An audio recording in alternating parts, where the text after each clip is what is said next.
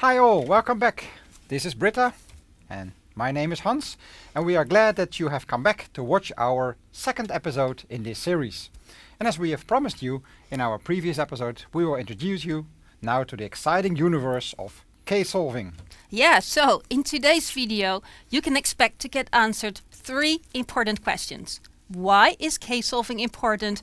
What does case solving look like? And where should you start? Yeah, well, take any company you will. It can be a domestic one or an international, a big one or a small one.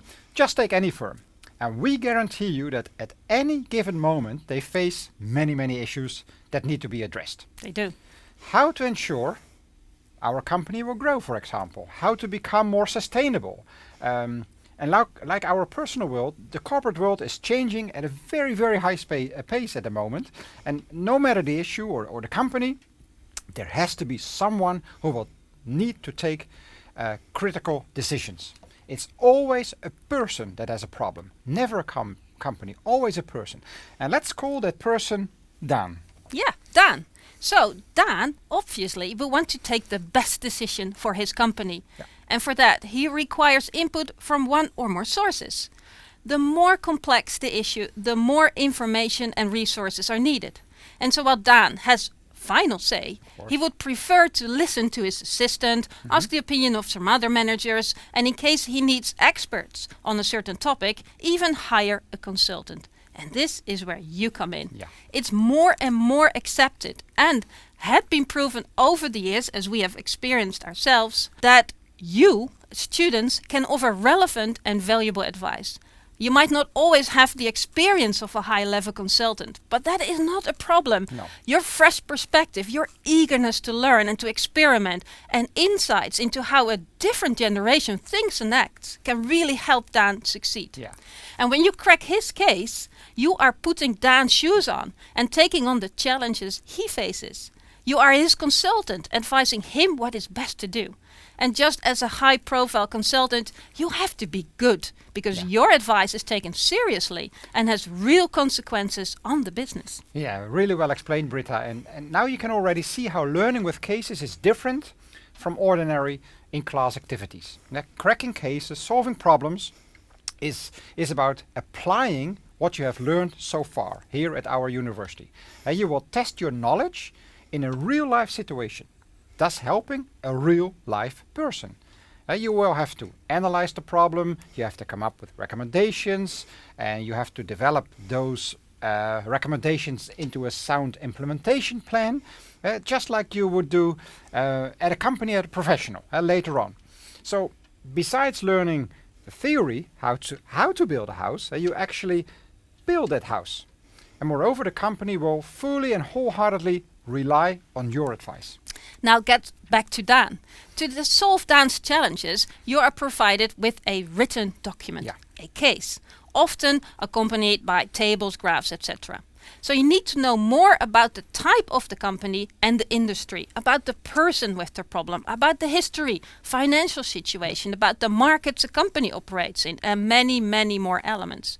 So the length of a case can vary between a one-pager, something like this, or even be a small booklet, you could say, something like this. It also depends on the available time to solve the issues. Sometimes it's a week and sometimes only 3 hours. Yeah. It is recommended to start first with a shorter and simpler case, and then slowly you can move on to more difficult ones. We are sure you will get the hang of it very soon. Of course. And what can you expect content-wise in a case? What topics? Well, here the case palette is extremely diverse. You can find cases practically in any sorts of business-related topics. Do you fancy learning artificial intelligence, for example, or machine learning? Rather work on CSR strategy of a marketing agency, energy transition, green investments, you name it. The options are unlimited.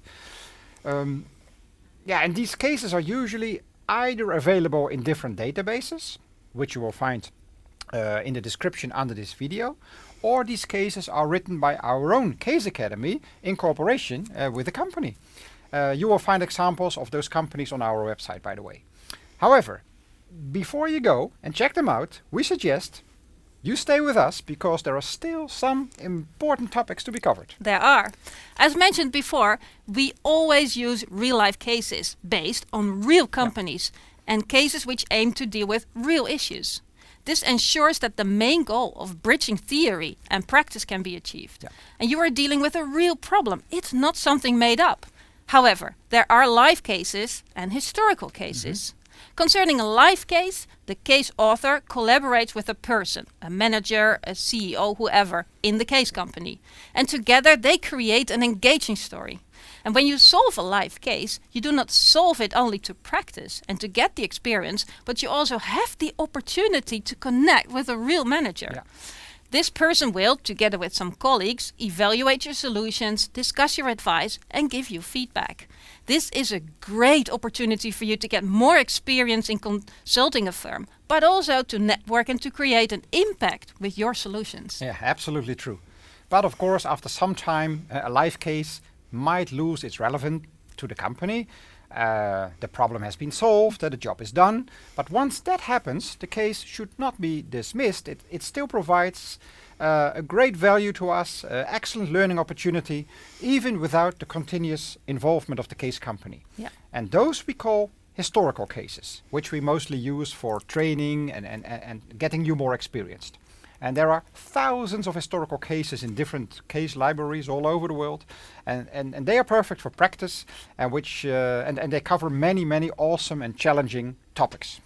So first, obviously, you will need a case. Yeah. A person facing a real problem. And then you need the brains. Well, whose brains? Yeah. Well, yours, for instance. You could, of course, go solo, but it's much better to form a team. What we found with years of experience is that a team of 4 works best. But do not worry if you're fewer than 4, it's only an indication. But good luck if you form a team of 15 and then you want to reach a consensus. It's impossible. No. But 3, 4 or 5 in the team, that works best. Yeah, that's correct. But what makes a good team? Working together is not easy, especially during a case that first can be long, daunting, complex. Often there is time pressure. Often there are high expectations as set by a company manager. You might be in a competition even. A lot of pressure. To really succeed, you need team members with different backgrounds, with different expertise. And all of you have to perform at the very highest level possible. Otherwise it will not work. You really have to form a high performance team, like in sports. You will need to work together as a well-oiled machine where things go fast and smooth and there is no friction in the system. You want to maximize not only your individual potential, but also want to take advantage of the synergies you can create within the team. The best teams do so well together because they cooperate really well, and as a team of 4, they do the work of 5, 6, sometimes even 7 members at the same time. And this level of understanding and teamwork doesn't come easy. No, it doesn't. And now we want to give you a basic idea of what you can do to take the first step to become a high-performance team. Before you start with cracking a case, you should rather learn about each other, about your team members. Do things together outside school, for instance. Go for a cup of coffee. Get to know each other. And make sure you know what makes or breaks a team and a work relationship. It can avoid a lot of conflicts later. Defining your own goals and sharing these goals to each other would therefore be very smart. And then we suggest you set together some ground rules. What is allowed within the team and what is not tolerated? Will you take breaks? Can you eat during case solving? When do you consider your solution finished? And many questions can be answered here already. Yeah. And lastly, it's important to divide roles. You might find it useful to do that based on expertise, but also on preferences. So best is to have 4 or 5 key areas assigned. Strategy, of course, but also finance, marketing, HR, and operations. In further videos, we will unwrap all these different roles much more.